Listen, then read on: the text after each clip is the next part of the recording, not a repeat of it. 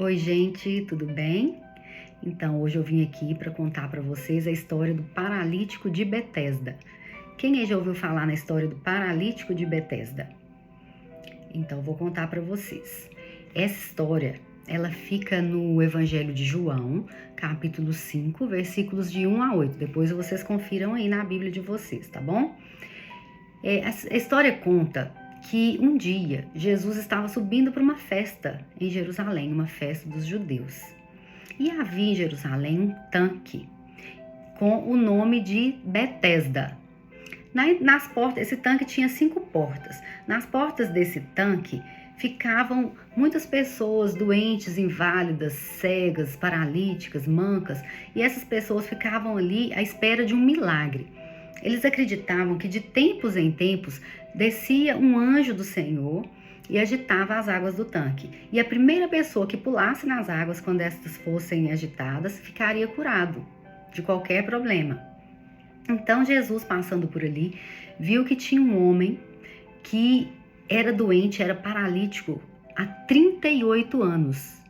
Então Jesus chegou perto desse homem e perguntou: "Filho, você quer ser curado?"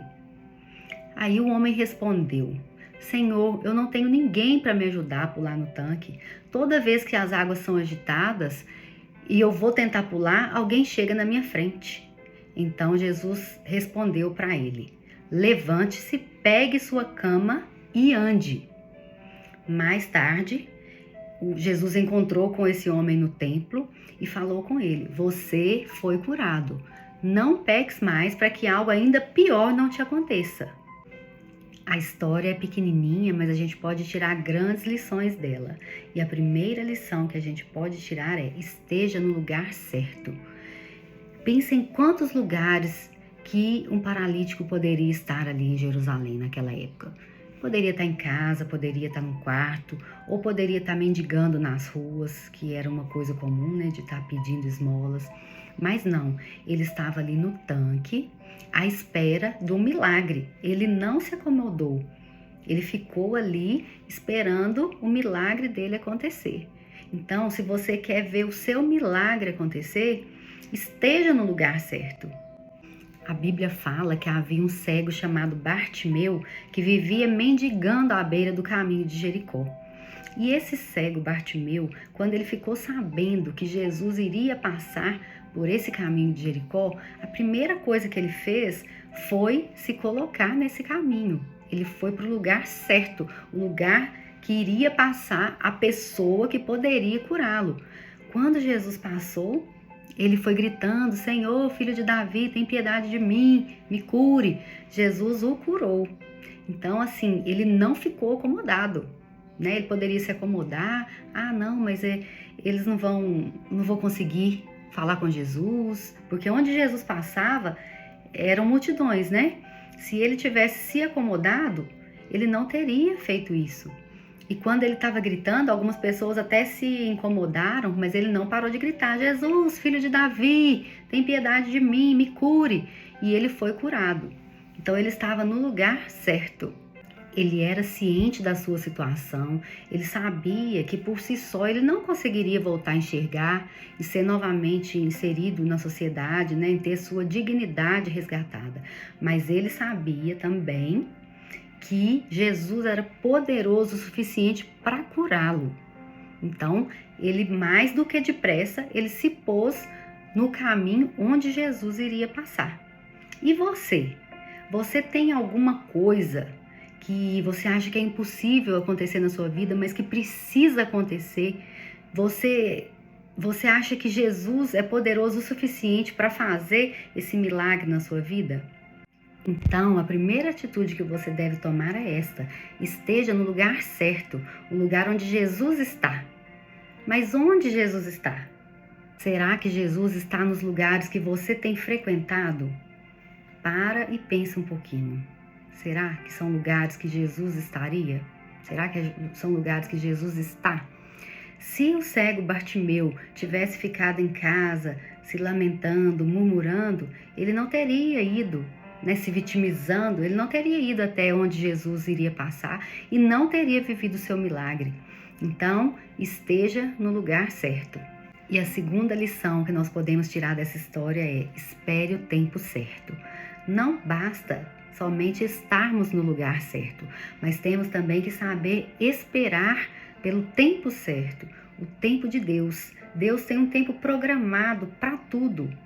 Às vezes, o milagre que você não viveu ainda é porque Deus está te preparando para isso, te aperfeiçoando. O tempo serve para Deus nos aperfeiçoar. O que para a gente é tempo, para Deus é tratamento. Então, talvez Deus está tratando com você primeiro, antes de te conceder o seu milagre. Dependendo da coisa que a gente pede, dependendo do que a gente pede a Deus, se Ele nos desse naquele momento, aquilo poderia nos levar à ruína. Um exemplo, você que é pai e mãe, o seu filho é uma criança ainda e ele é louco por carro. Aí ele te pede um carro de presente. Você às vezes tem condições para dar esse carro para ele, mas você vai dar um carro para uma criança? Você sabe que você está agradando o seu filho, mas está levando ele para ruína, né? Talvez para a morte. Então Deus é a mesma coisa. Primeiro Ele nos prepara para receber aquilo que nós pedimos, aquilo que Ele tem preparado para nós. Há quanto tempo aquele homem esperava por um milagre? 38 anos. Às vezes nós ficamos angustiados de esperar uma semana, 2 semanas, um mês, um ano talvez. Nós ficamos angustiados. Talvez você já esteve no lugar certo para receber o seu milagre 1 vez, 2, 3, 4 e desistiu. Eu fico pensando, aquele homem que estava ali há 38 anos, o que não deve ter passado na cabeça dele durante esse tempo todo, né? Muita tristeza, ele sozinho, ele pensar que ele não era nada para ninguém, que nunca iria acontecer nada, mas uma coisa ele fez, ele não desistiu. Ele não desistiu. Se ele tivesse desistido com 37 anos, um exemplo, talvez ele esperou ali por 37 anos e desistiu. Ele não teria vivido o milagre dele, porque Jesus passou quando já tinha 38 anos que ele esperava. Então vamos aprender a esperar em Deus. Se você tem um sonho, se Deus colocou um sonho no seu coração, vá, é hora de voltar, de lutar por seu sonho e de esperar o tempo de Deus, o tempo que Deus vai te preparar para receber aquele milagre. José teve sonhos ainda jovem, né? Mas só no tempo de Deus, depois de muitos anos, é que esses sonhos se cumpriram. Davi, o rei Davi, ele foi ungido na casa de seu pai, ainda bem jovem, mas só com 40 anos é que ele foi rei de Israel. Ele teve a oportunidade de ter se tornado rei antes. Ele teve a oportunidade de matar Saul, que foi o rei anterior a ele. Saul estava procurando por Davi para matá-lo. Nesse momento, Davi teve a oportunidade de matá-lo, mas não quis matá-lo. Então ele esperou o tempo de Deus agir na vida dele. A Bíblia diz que há um tempo determinado para todas as coisas. E eu acredito que o tempo do seu milagre possa estar chegando. Acredite você também. Saiba esperar o tempo de Deus. A terceira lição que nós podemos tirar é falar com a pessoa certa. Talvez você está no lugar certo, no tempo certo, mas falando com a pessoa errada. Não vai acontecer o milagre com a pessoa errada. Um exemplo é uma semente. Pensa numa semente. Para essa semente brotar, ela precisa estar no solo certo, no tempo certo, porque tem a época certa para plantar cada coisa. E precisa da pessoa certa para plantar essa semente. Precisa de uma pessoa entendida. Cada semente, ela tem um tipo de plantio, uma profundidade. Algumas têm que ser plantadas mais rasas, outras mais fundas. Mas precisa de alguém entendido para saber como preparar essa terra antes. Então precisa do lugar certo, do tempo certo e da pessoa certa. Então, vamos procurar a pessoa certa. Quem é a pessoa certa que pode nos ajudar? É Jesus, né? Não adianta você sair contando seus problemas para qualquer pessoa, porque não é qualquer pessoa que vai poder te ajudar. Se o seu problema pudesse ser resolvido por qualquer pessoa, você mesmo resolveria ele, não precisava ficar pedindo ajuda. E às vezes a gente se decepciona, porque você conta uma coisa para alguém, talvez é um segredo, e essa pessoa acaba contando para frente e ela não pode te ajudar. E mesmo que aquela pessoa que você conte, mesmo que ela queira te ajudar, nem sempre ela vai poder. Então vamos ver para quem realmente a gente conta os nossos problemas. Vamos contar primeiramente para Deus. Vamos pedir a Deus que nos ajude a resolvermos os nossos problemas. Não tenha medo de buscar a ajuda no lugar certo e com a pessoa certa. Frequente uma igreja, vá a uma igreja, tenha um líder espiritual, tenha um pastor para te auxiliar, ou um padre.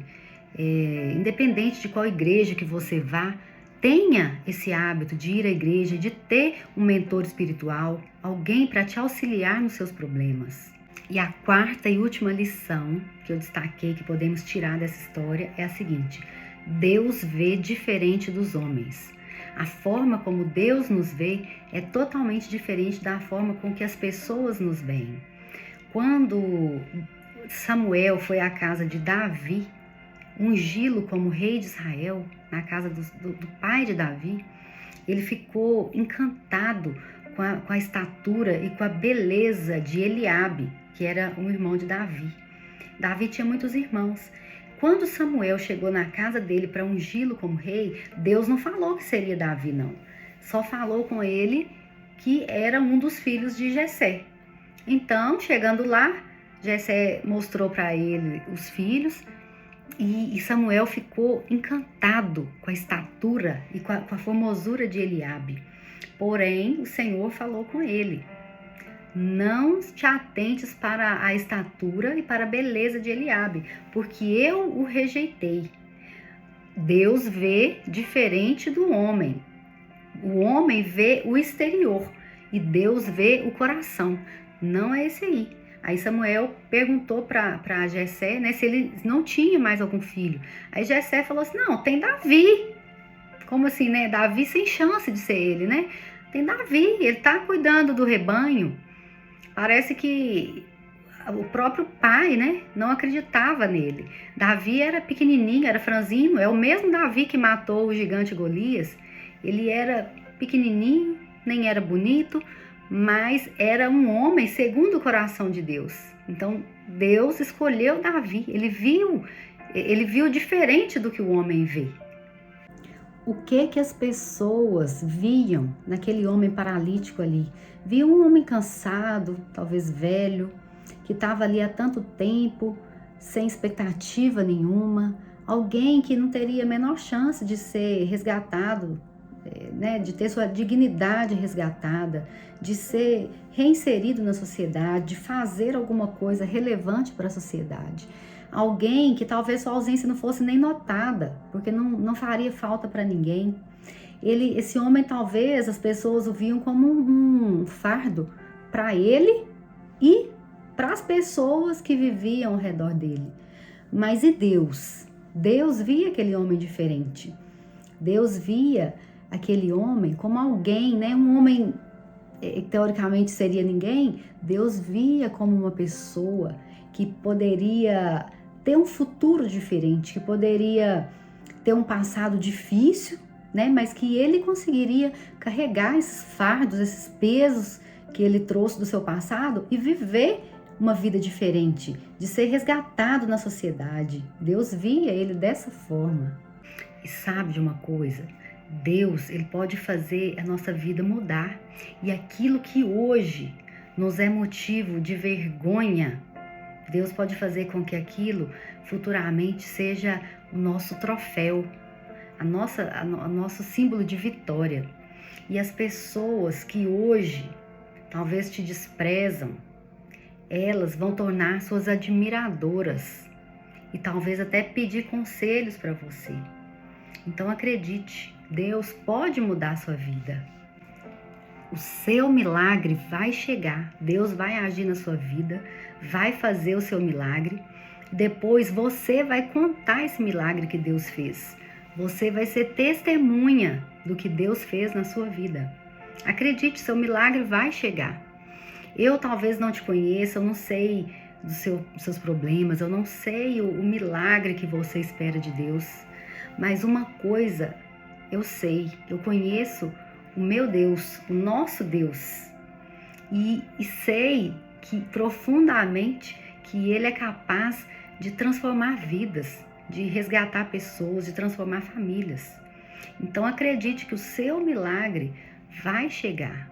Essa promessa é sua, tem na Bíblia.